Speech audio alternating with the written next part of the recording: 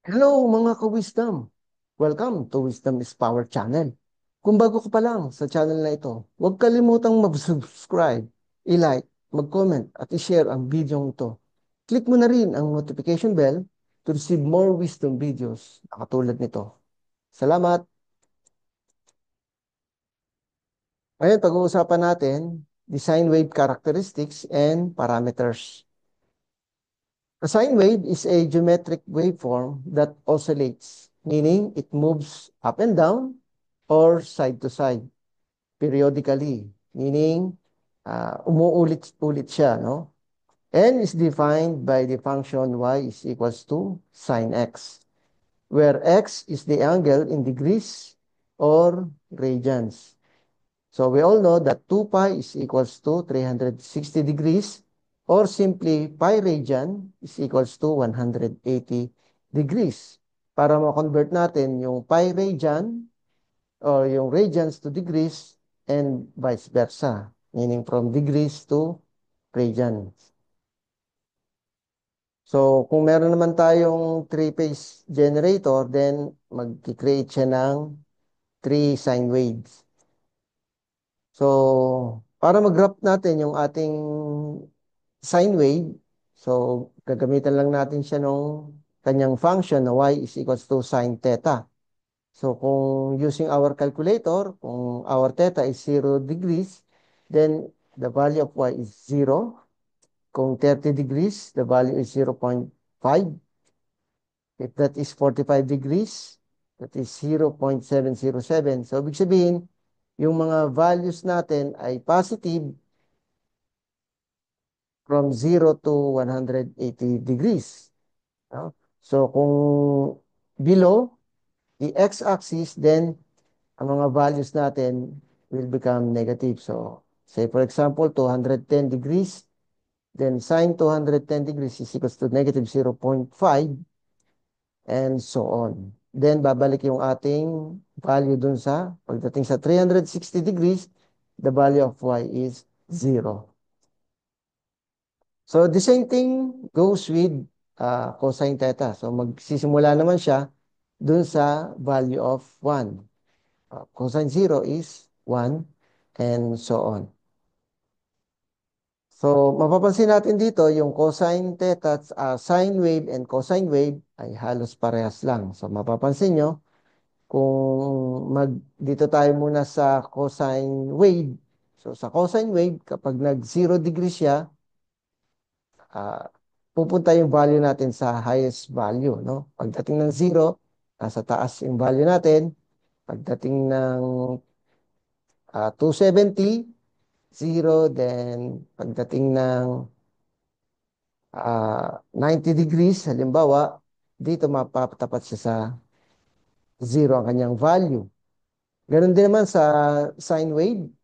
So, kapag tumapat siya sa 0, then 0. Kapag 90 ay 1. So, and so on. Tutuloy-tuloy lang ang ating sine and cosine wave. So, let's discuss the first characteristic of the sine wave, which is the amplitude. So, the amplitude of a wave is a measure of how big its oscillation is. So, kung gaano kataas, o yung magnitude or intensity ng ating signal measured whether in volts or amperes. So, mahalagang matutunan natin sa amplitude yung kanyang crest, no? Crest is the highest point of the wave. At saka yung kanyang trough. Yung trough natin is the lowest point of the wave. Pag nalocate na natin yung dalawang yan, hahatiin mo sa gitna yan using our midline. So, the midline is the horizontal line that divides the wave into two equal halves. Then, saka mo palang masasabi yung ating amplitude. So, the amplitude obviously is coming from the midline, papunta dun sa ating crest. Or, pwede rin yung from midline, papunta dun sa ating trough, sa ating lowest point of the wave. So, amplitudes are always measured as positive numbers and are never negative. So, alimbawa, meron tayo ditong wave and we are asked to determine the amplitude of the wave, of this wave. So una, kailangan ma-locate muna natin yung ating crest o the highest point ng ating wave. Then also, pwede rin yung trough. So it's up to you, no? So ang mahalaga dito, yung ating reference, yung ating midline o yung line na maghahati dun sa ating wave into two equal halves. Okay? So, pwede tayong kumuha ng ating amplitude from midline to crest. So, which is, in our case, 3 units. Or, kung gusto mo naman, from midline to trough, and that is also 3 units. So, kunin mo lang yung kanilang average. So, 3 plus 3 divided by 2, and that will be our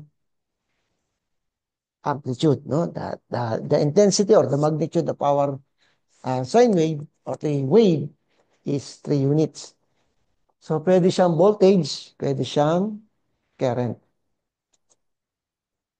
So, another example. So, what is the amplitude of the wave shown? So, ito makikita natin. Yung crest point natin, nasa 8, no? Sa y-axis natin, nasa 8 siya. Then, yung ating trough ay nasa x-axis. No? So, identify mo ngayon yung ating midline. So, ang midline natin dito sa along y-axis na 4, no? 4. So, ibig sabihin, from midline to crest, that is 4 units, or midline to trough is also 4 units. So, kunin mo yung average ng dalawa, 4 plus 4 divided by 2, that will be equals to 4 units. So, what is the amplitude of the wave shown? So, ibang wave na naman to, no? So, kunin mo uli yung kanyang average. So, 1. So, obviously, that's from 0 to 1. Then, yung 5 is from 0 to 5.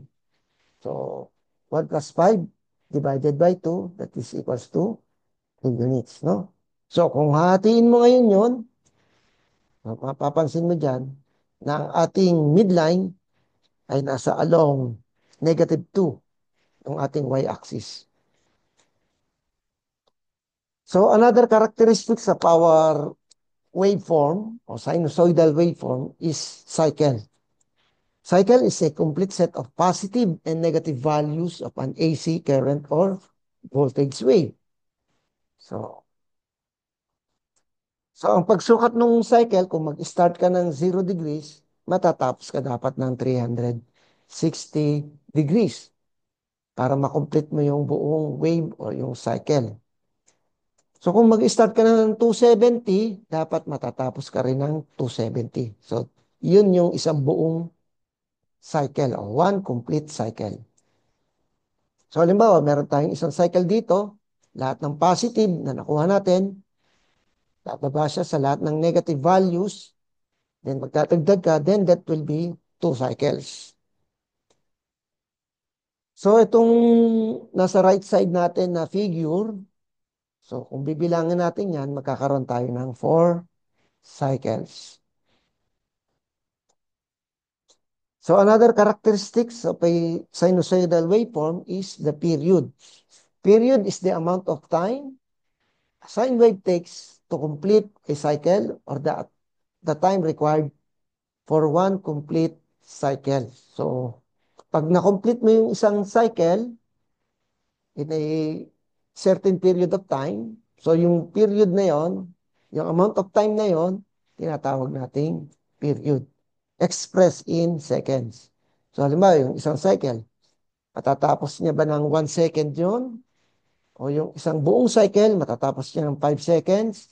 Pwede niyang matapos ng 3 seconds din. So, depende kung gaano niya katagal matatapos yung isang cycle. So, frequency is the number of times the wave sine, the sine wave repeats its pattern or cycle within a given time frame. So, ito naman, kung makakailang cycle siya, paulit-ulit within a given time frame. So, halimbawa, sa buong 1 second,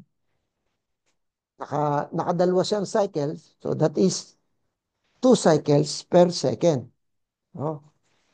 So, halimbawa, ito naman, naka-4 na cycles siya sa buong 1 segundo. So, we call it 4 cycles per second. So, ang unit ng frequency natin ay hertz. No? So, 1 cycle, that is equivalent to 1 cycle per second. So, ibig sabihin, itong nasa left figure natin na 2 cycles per second, pwede natin siyang tawagin 2 hertz.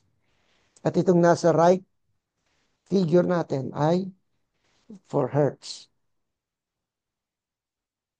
So, which of the two has a higher frequency? So, kanina, itong nasa right side natin, yung 4 hertz, at ito yung nasa left side natin ay 2 hertz. Yun ay kung pareho silang 1 second. Pero kung maiiba yung time nila, say for example, 0.5 second lang itong nasa left at itong nasa right image natin ay 2 seconds, then lumalabas ngayon na itong nasa left side natin ay nakaka 4 cycles siya per second. While itong nasa right figure natin, lalabas lang siya na 2 cycles per second. So meaning, itong nasa left side natin na 4 hertz, ang mas may higher frequency. So depende ngayon dun sa time, sa period natin, kung makakailan siyang cycle. No? So, punta naman tayo ngayon sa mga parameters. So, isa sa mga parameters ng ating waveform is the peak value. It is the maximum value attained by the AC waveform either in the positive half cycle or the negative half cycle. So, katulad nito, ang peak value natin dito ay 10 volts. So, another parameter is the peak-to-peak value. This is the vertical distance between the highest and lowest points of the wave. So, ibig sabihin, yung ating peak-to-peak from 10 volts to hanggang sa negative 10 volts. So, 10 volts saka 10 volts, ang total niyan ay 20 volts peak-to-peak value. And we have also the another parameter. One of the parameters of our sinusoidal waveform is the average value. The average value of a sine wave of voltage or current is 0.637 times the peak value. It is the average value of sinusoidal waveform over one complete cycle is 0. So, kung pagsasama-samahan natin yung average ng isang one complete cycle, the average value of that complete cycle is 0. Another parameter is the RMS value, or the root mean square is the value of a sine wave, which is 0.707 times its peak value. It is also known as the effective value. Instantaneous value is the value of an alternating quantity at any given instant time. It is equal to the peak voltage multiply or times the sine theta. So say for example, what is the voltage value at 45 degrees? So the peak voltage, the instantaneous value, so since voltage ang ating unit ngayon, then the instantaneous voltage is equals to peak voltage multiplied by sine theta. So that is, ang peak value natin dito sa ating wave ngayon, this is a sine wave, so that is 20 volts multiplied by sine 45 degrees. So, ang value natin, o the instantaneous value at 45 degrees will be 14.14 volts. So again, these are the parameters, yung ating peak value, RMS value, the average value, the peak-to-peak, and we have also the, in terms of characteristics, yung ating periodic, the frequency. Phase shift naman is the amount of horizontal displacement, it's either left or right, of the function from its original position. Ibig sabihin, yung displacement, no? ng ating wave kung siya ay nag-move from left or nag-move siya sa right. While the vertical shift is is the movement of the graph up or down from its normal position. So kung nag-move naman yung ating wave from its original position, it's either siya ay bumaba or tumaas doon sa kanyang original or normal position.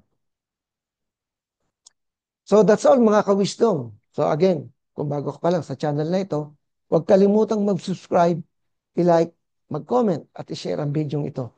I-click mo na rin ang notification bell to receive more wisdom videos na katulad nito. Salamat!